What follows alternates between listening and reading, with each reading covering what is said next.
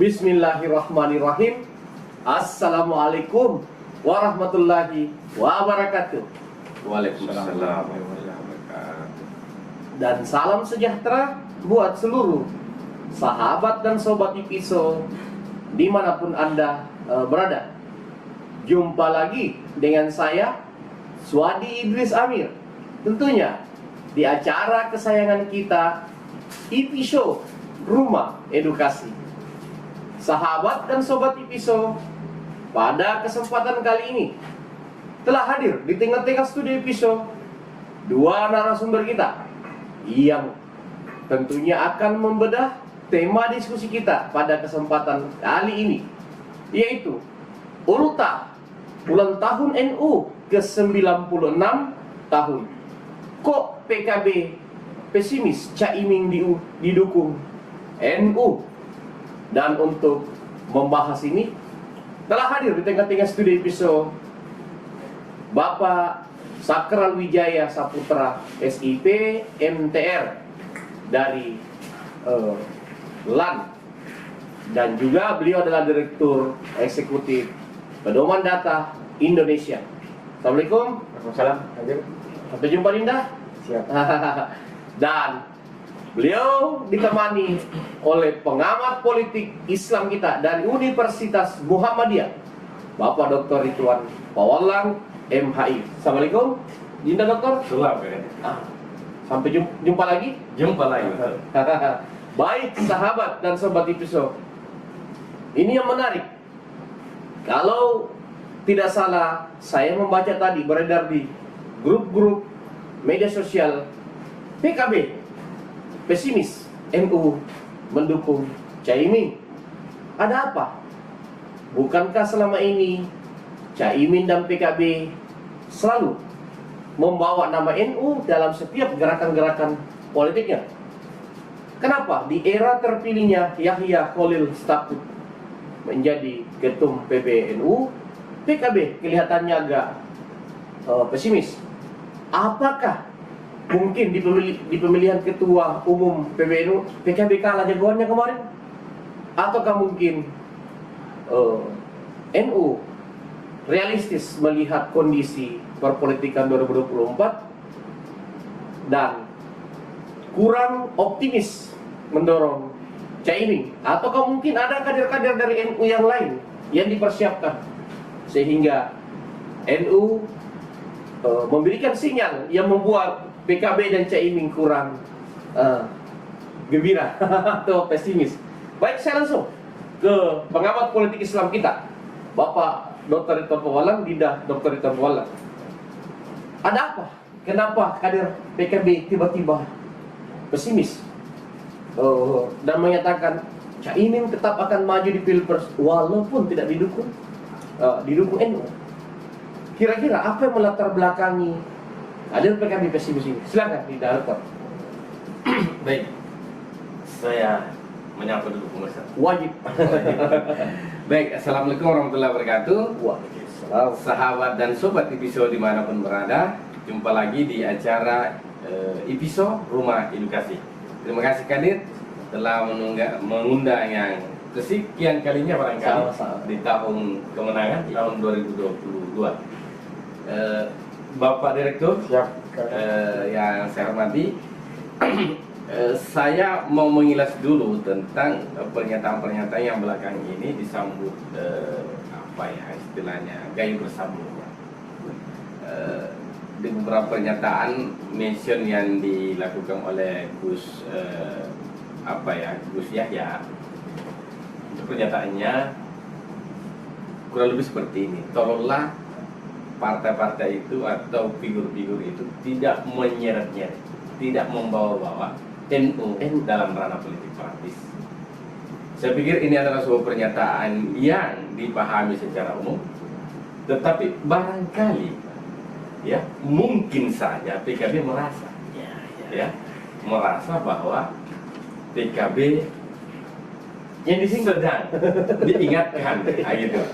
Ini Pak, ini asumsi yang saya pahami dari pernyataan Gus Yahya di awal terpilihnya beliau menjadi ketua umum PBNU. pernyataan itu barangkali kita tidak tahu persis seperti apa dinamika muktamar NU di Lampung beberapa waktu yang lalu. Apakah Gus Yahya terpilih ini atas dukungan kolektif dan kekuatan penuh PKB, ya, atau seperti apa, kita tidak tahu.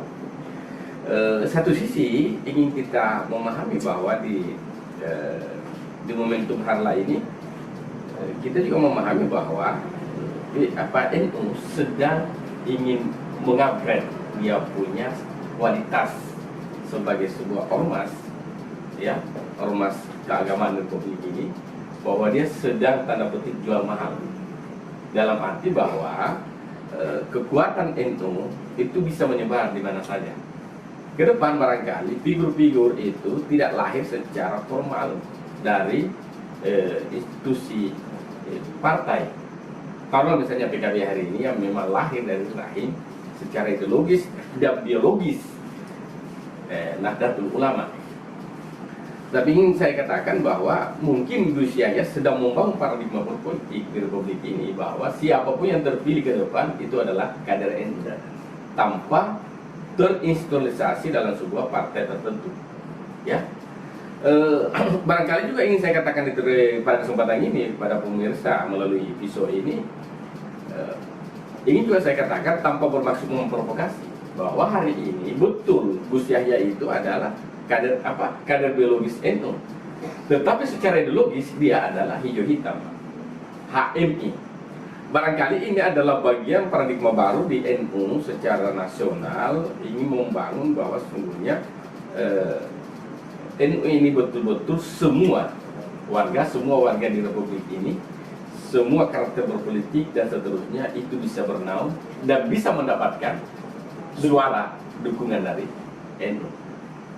Satu sisi juga dalam konteks video yang kita tonton yang hari ini tanggal 30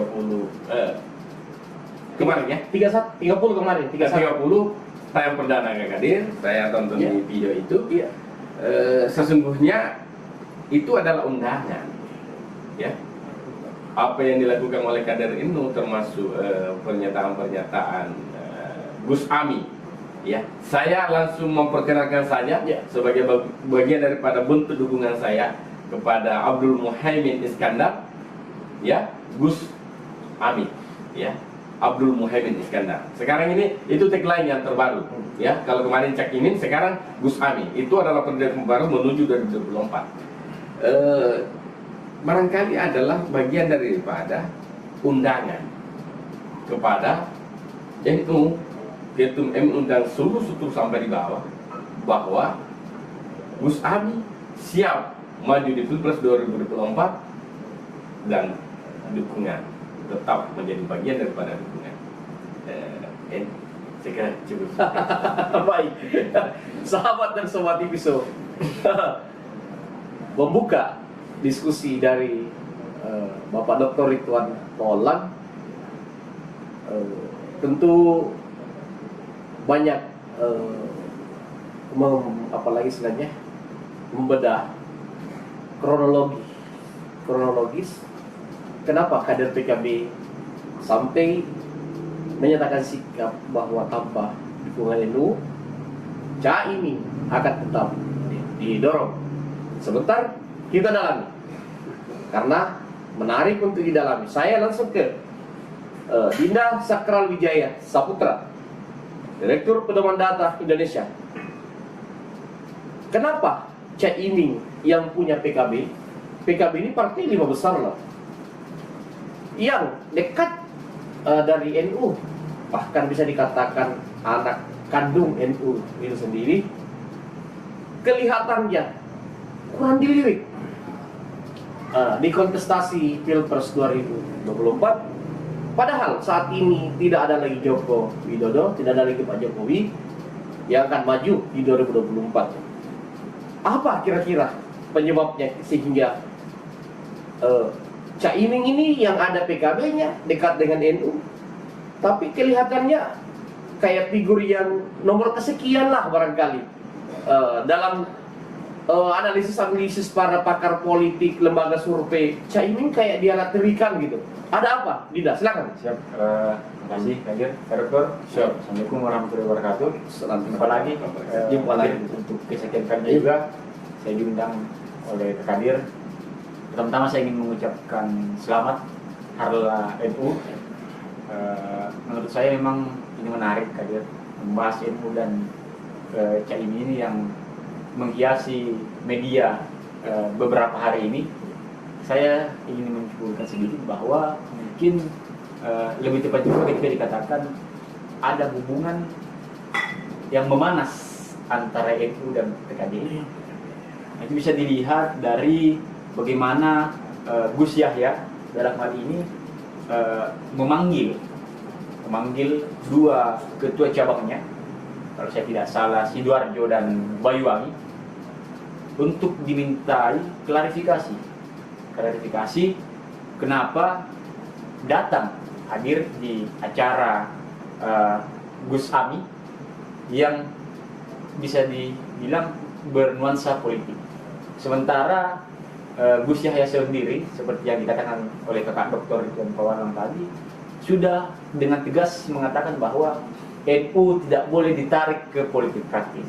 Nah, jadi memang ini menurut saya adalah hal yang bisa sedikit disimpulkan bahwa memang ada hubungan-hubungan di saat-saat ini, Kadir, setelah terpilihnya Gus Yahya, ada hubungan yang agak renggang antara PKB dan NU.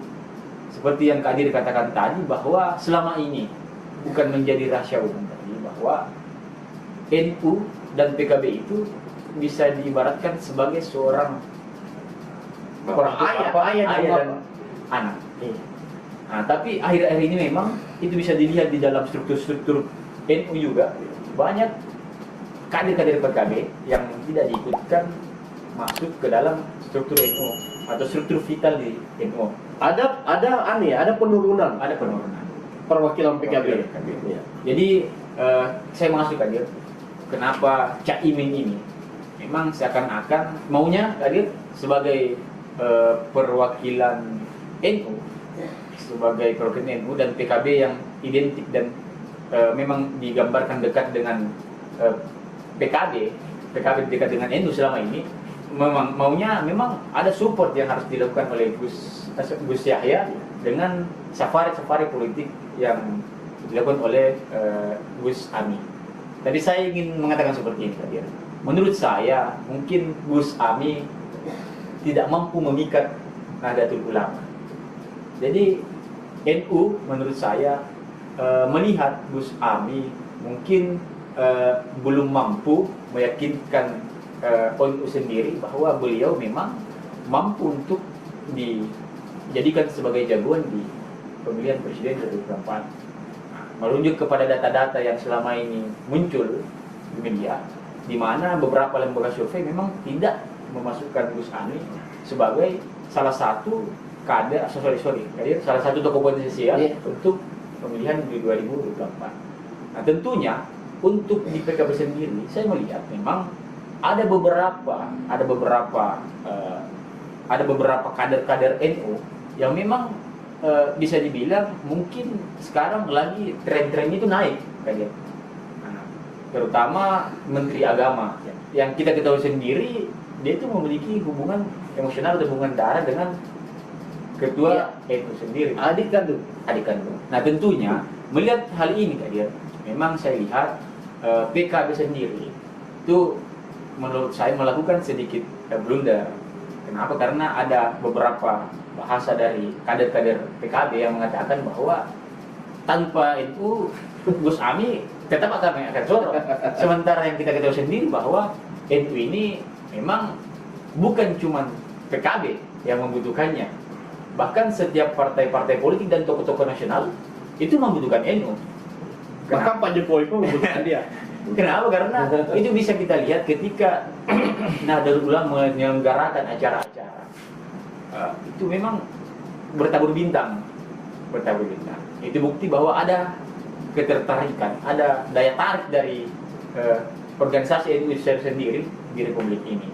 Jadi menurut saya memang Ini yang perlu yang perlu PKB dalam hal ini Gus Ami dan gerbongnya ketahui di mana mereka harus bisa memikat hati NU ketika memang ada keinginan untuk melenggang di pemilihan presiden 2024, baik itu sebagai 01 ataupun 02. Jadi untuk sekarang saya bisa menyimpulkan bahwa Gus Ami belum mampu memikat NU.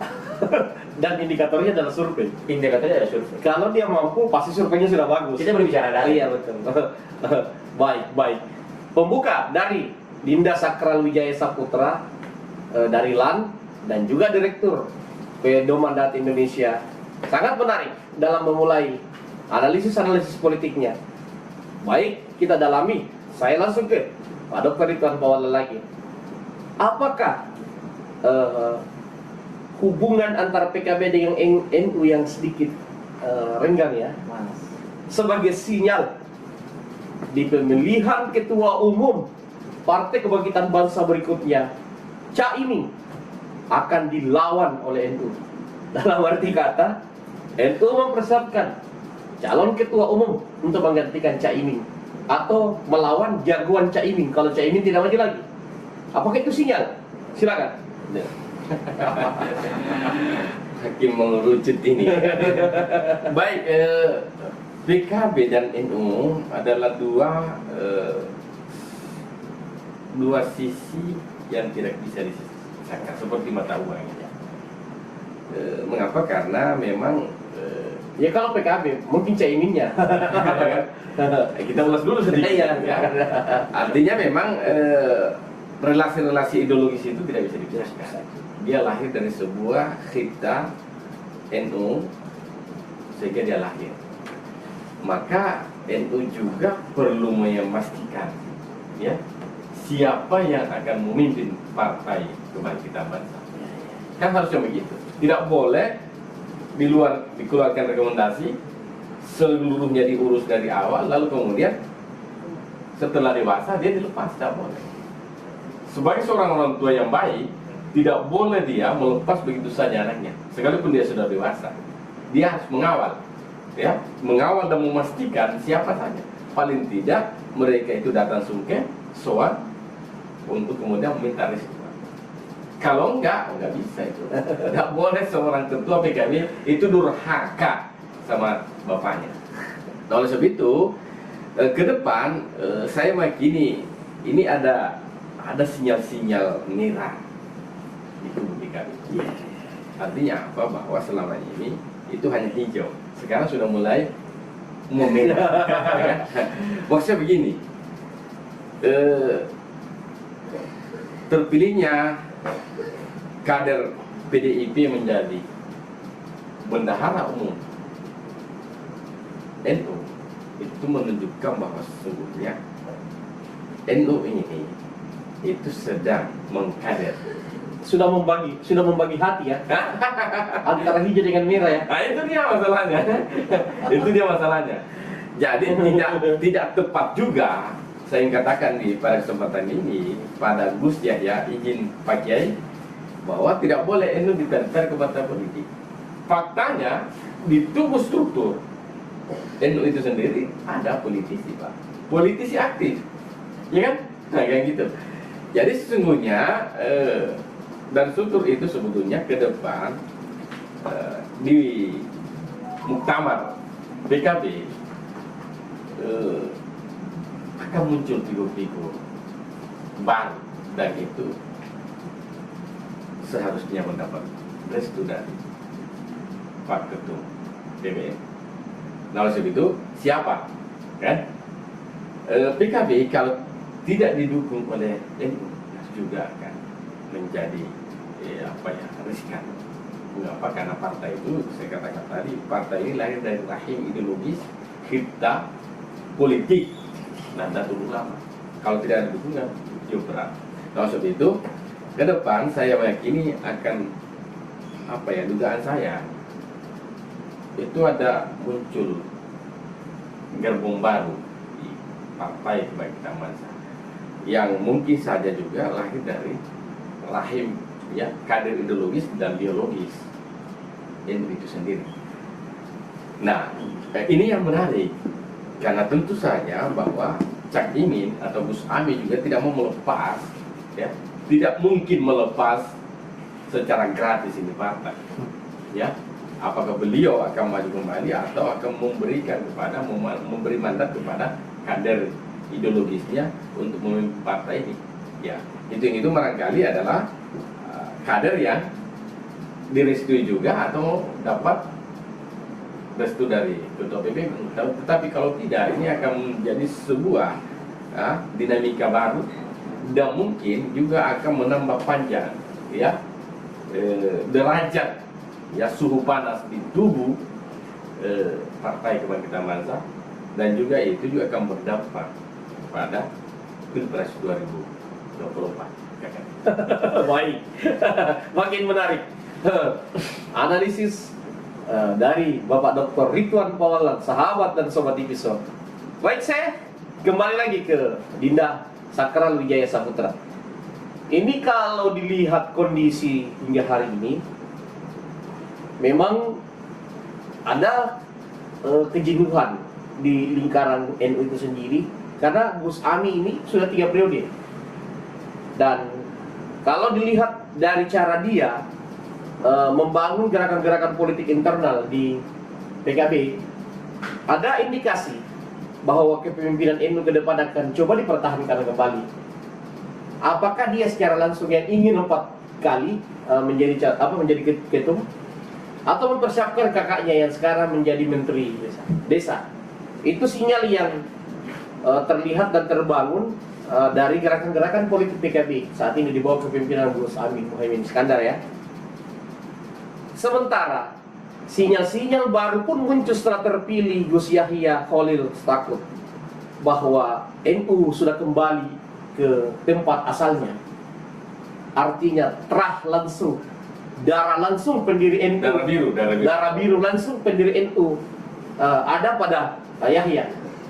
Dan sekaligus dari pernyataan itu memberikan sinyal bahwa PKB pun akan kemungkinan ditarik kembali ke darah biru pendiri PKB itu sendiri, cucu Kiai Hasim Sadi. Dalam hal ini bisa dari Yahya, keluarga Yahya, bisa dari keluarga Gus Dur karena mereka bersepupu. Caimin walaupun keluarga, tapi kelihatannya dia dianggap bukan dari darah biru langsung. Kelihatannya seperti itu. Nah, seperti apa kita melihat potensi-potensi persaingan antara Gus Yahya atau gerbong darah biru ini dengan Caimin ke depan? Dan siapa yang lebih berpeluang ketika misalnya mereka berhadapan? Kalau dilihat Gus Yahya ini terpilihnya, ada intervensi istana di belakangnya, ada si merah di dalamnya. Apakah bantuan si merah ini akan mempermulus Gus Yahya dan kawan-kawan kalau seandainya dia ingin mengembalikan PKB ini kepada terah Gus Dur atau terah Kiai Hasim Sadi? Silakan. Hasim Masari. Kiai Hasim Masari. Terima kasih hadir. Menurut saya sangat menarik apa yang dijelaskan oleh rekan dan kawan tadi. Itu makin membuat saya mencoba untuk meraba lagi bahwa memang mungkin ada hubungan yang sangat memanas antara PBNU yang dipimpin oleh Gus Yahya dengan PKB yang dipimpin oleh Cak Imin atau Gus Amin. Nah, demikian bahwa beliau mempertegas pada saat beliau terpilih bahwa jangan menarik NU dalam politik praktis. Sementara di dalam struktur-struktur dari PBNU ada beberapa orang yang memang jelas-jelas masih aktif di partai politik di luar dari PKB. Berarti memang kalau saya ingin menyimpulkan sedikit Kadir, bukan jangan menarik NU ke politik praktis, tapi jangan menarik NU ke politik praktis oleh PKB yang dipimpin oleh begitu aja ya Kadir. Nah, oke, ditegasin. Saya lanjut Kadir. Jadi gini Kadir, ketika kita berbicara tentang Cak Imin dan gerbong Gus Yahya, kita tahu sendiri. Kita berbicara tentang histori seperti apa histori dari PKB, seperti apa Gus Ami menjadi ketua PKB. Tentunya ada hal-hal yang memang seperti yang Kadir katakan tadi, bahwa kelak akan kembali ke Darah biru. ke pendirinya atau keturunan dari pendirinya. Jadi kalau kita masukkan ke dalam apa yang Kak Dir pertanyakan atau sampaikan tadi, saya sedikit ingin menyampaikan bahwa mungkin ketika memang saat ini PBNU ingin menyiapkan kader untuk juga mengambil PKB nantinya, itu sudah dilihat dari langkah-langkah yang NU sekarang bukan PBNU. Kenapa kan? Salah satu contoh di mana hampir sebagian loyalis dari Gus Dur itu berada di struktur PBNU. Kita ketahui sendiri kan ya, ada gerbong-gerbong yang juga memiliki peluang-peluang yang besar untuk diusung masuk atau dimunculkan di kontestasi pilpres, baik di 2024 atau ketika PBNU ingin membuatnya lebih seksi lagi, akan dipersiapkan di pemilihan 29 berikutnya. Ada beberapa kader yang saya lihat. Salah satunya tentu yang terkuat adik dari Gus Yahya sendiri, Menteri Agama. Menteri Agama. Yang kita ketahui sendiri memang ketika berbicara ke branding di media dan lain sebagainya, beliau ini lebih tenar daripada Gus Ami sendiri sebagai ketua PKB. Kemudian ada Yeni Wahid. Kemudian ada Saifullah Yusuf. Saifullah Yusuf.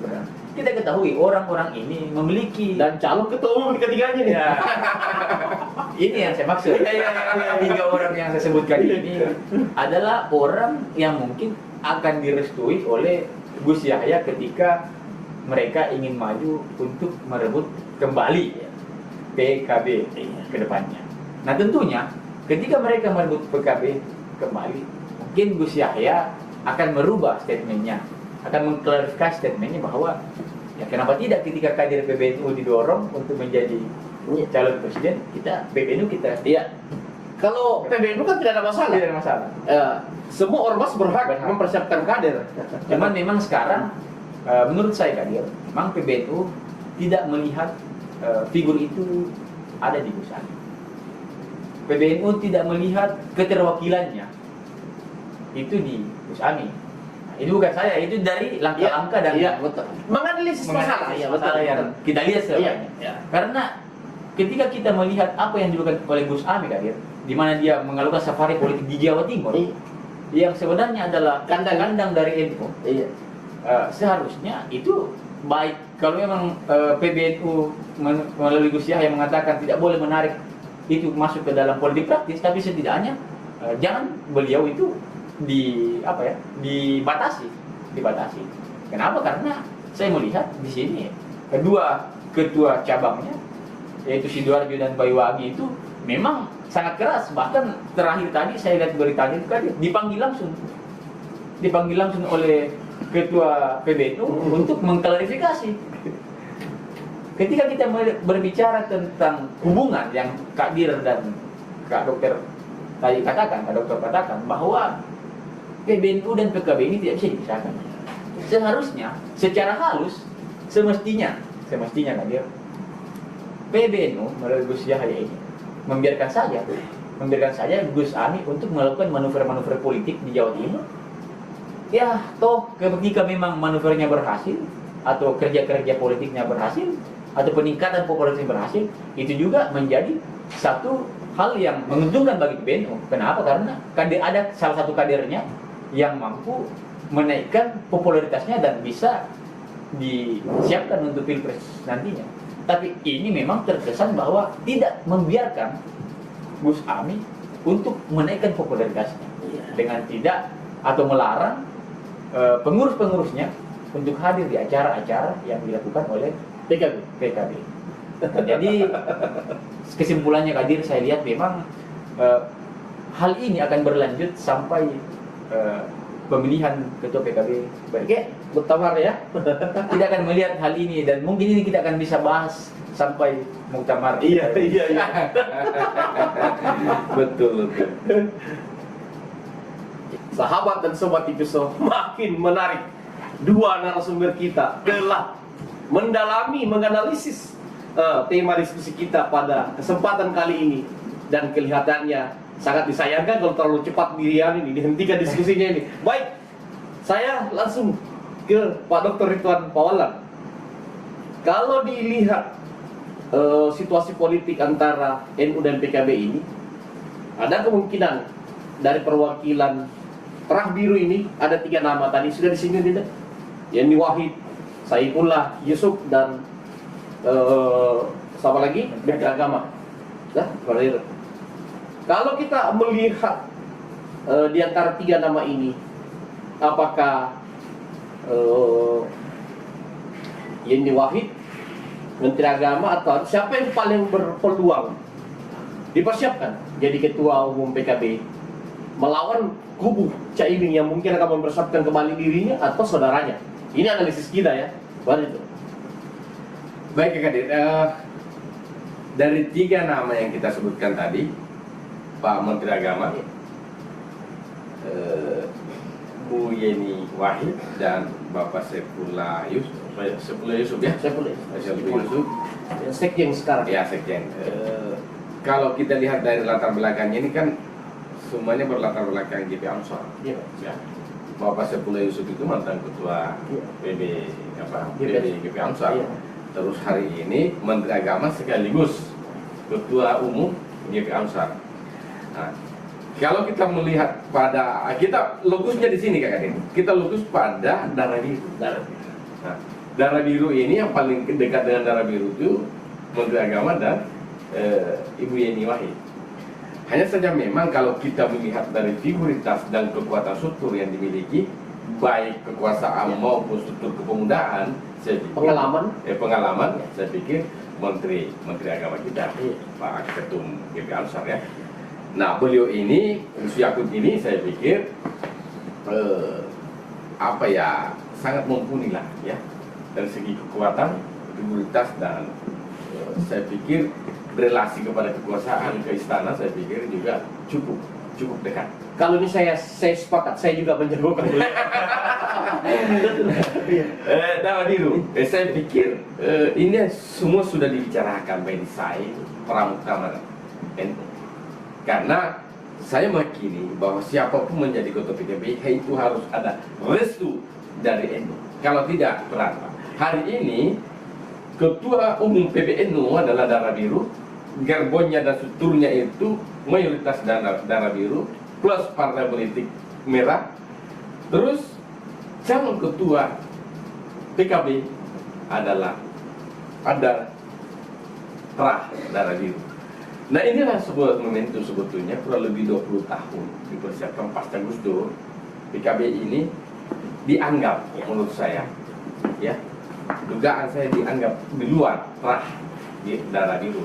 Nah, sebab itu 20 tahun ini cukup sebuah penantian, karena hadirnya misalnya sekiranya Pak Ketum atau Pak Menteri Agama yang terpilih, saya pikir itu adalah rekonsiliasi ya, rekonsiliasi Bapak toleransi kita Gus Dur dan lingkaran darah biru untuk kemudian menamaikan. Nah, saya pikir Gus Amin perlu kemudian membaca sesegera mungkin sebuah skenario, dan skenario itu lahir dari Muktamar Lampung. Kalau tidak, saya pikir bisa jadi ya gerbong Gus Amin ini bisa saja akan terjadi perampingan di internal PKB ke depan. Kalau ini berhadapan dan memanas juga, ya mungkin saja sebagaimana memanasnya Muktamar itu. Nah, saya pikir kalau misalnya Pak Menteri masuk ya menjadi, dan bisa ya peluangnya untuk memenangkan Muktamar PKB, saya pikir otomatis ya Saifullah Yusuf Sekjen PKB, Sekjen PBNU, Bu Yeni Wahid otomatis itu masuk kan, saya pikir. Atau KSB dia, Ketua Sekretaris Bendahara. Sangat boleh jadi. Saya pikir ini adalah, masa begini, saya membaca bahwa struktur PKB, struktur NU hari ini itu adalah bagian daripada penyamaian ya kader-kader pengurus PKB di masa mendatang. Artinya apa, siapapun yang memimpin dari kalangan struktur yang ada sekarang dari internal itu adalah kader NU, Pak. Dan itu di masa Gus Yahya. Ini persoalannya. Banyak kader NU dan seterusnya, tapi bukan di masa Gus Yahya. Saya pikir ini adalah sebuah prestasi yang cukup prestisius yang ditolongkan oleh sosok Pak Ketum PBNU ini, Pak. Kalau itu skenario bisa terjadi, dan saya pikir sangat mungkin. Yang kedua yang saya katakan, kalau Pak Menteri ini yang memenangkan muktamar PKB sudah sangat terbuka, Pak, dukungan NU di Pilpres 2024. Saya kira gitu. Baik, pertanyaan terakhir sebelum saya pindah. Dari 3 nama ini, Gus Yakut, Saifullah Yusuf, Yeni Wahid. Kalau PBNU menyiapkan calon wakil presiden untuk 2024, karena kalau dilihat ini figur-figur yang surveinya saat ini tinggi, baik Ganjar, Prabowo, Anies dan Ridwan Kamil, semua cocok dengan perwakilan PBNU ini yang disebutkan tadi. Mereka secara geopolitik ketemu semua ketika menggandeng ini, terutama Prabowo. Prabowo ini kalau saya lihat geopolitiknya sangat membutuhkan di Jawa Timur, sangat membutuhkan dukungan NU. Begitupun dengan Anies, Ridwan Kamil, ya kan? Semuanya membutuhkan, termasuk Ganjar Pranowo. Kalau misalnya dari 4 nama ini meminta kader NU, siapa yang paling potensial dipersiapkan PBNU untuk calon wakil presiden di 2024? Apakah 3 nama tadi yang kita sebutkan?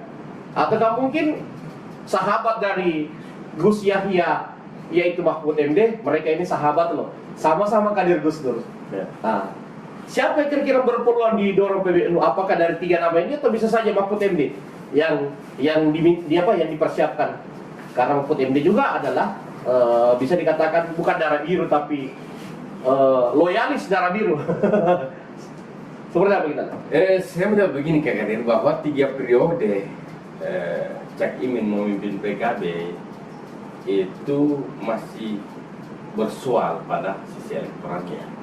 Artinya apa? Bahwa sesungguhnya PKB NU selama ini sangat restu kepada Cak Imin. Sayangnya publik yang belum merestui ya. Indikatornya seperti tetapi memang peluang dan kesempatan itu sudah diberikan.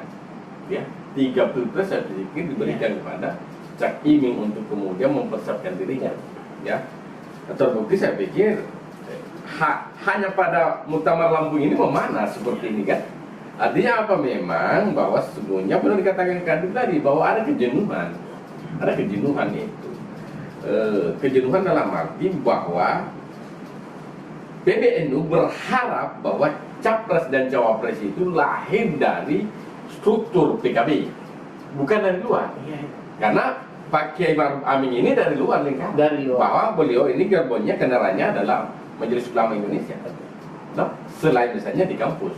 Nah, sekarang ke depan saya memahami bahwa sekiranya Gus Yakut ini memimpin PKB, maka regenerasi itu ada. Dan saya membaca bahwa PKB ini, NU ini sedang mempersiapkan regenerasi. Dan regenerasi ini pasca Muhaimin, ya, Gus Amin ini adalah Gus Yakut. Gus Yakut dan Yeni Wahid ya. Iya. Duet maut ini. Duet maut, maksudnya begini, dijadikannya menteri Gus Yakut itu adalah bagian dari skenario sebetulnya yang terbaca dari awal. Bahkan Yeni pun kelihatannya terancam jadi menterinya. Ya. Kalau dilihat situasi, Bu Yeni Wahid pun akan terancam jadi menteri. boleh jadi karena memang rekomendasi PBNU itu sakti, Pak. Oh, sakti. Itu sakti, Pak. Kalau PBNU yang minta Ibu Yeni Wahid harus jadi menteri. Iya lah, maksud saya. Ini bisa saja Bu Yeni itu akan masuk di periode resapel. Iya, di resapel berikutnya. Sebenarnya di sejak awal namanya disebut-sebut. Sayangnya belum ada kekuatan besar yang melihat pada saya. Jadi kalau kan sekarang tidak ada lagi alasan. Jadi ke depan ini kalau terjadi resapel pasca muktamar PKB, saya pikir orang-orang ini akan muncul sebagai bagian dari persiapan dan mungkin juga bagian daripada mufakat internal di NU. Baik sahabat dan sobat Ipiso, saya langsung ke Dinda Sakran Wijaya Saputra. Baik, pertanyaan terakhir Dinda, seperti apa kami mempeluang Caimin? Apakah ada calon presiden yang sangat kemungkinan besar akan melirik Caimin sebagai calon wakil presiden? Karena kalau jadi calon presiden sih ya menurut saya mustahil lah dengan data yang seperti ini kan. Ataukah mungkin bisa saja malah calon-calon ini meminta perwakilan NU di luar Caimin? Seperti apa kajian kita? Tidak. Terima kasih Kadir, mungkin singkat saja. Yang pertama, untuk menjawab pertanyaan dari Kadir, saya ingin menyampaikan bahwa NU atau Ormas NU menurut saya tetap akan menjadi salah satu ormas yang akan seksi di Pilpres 2024. Daya tariknya pasti akan sangat luar biasa seperti ini.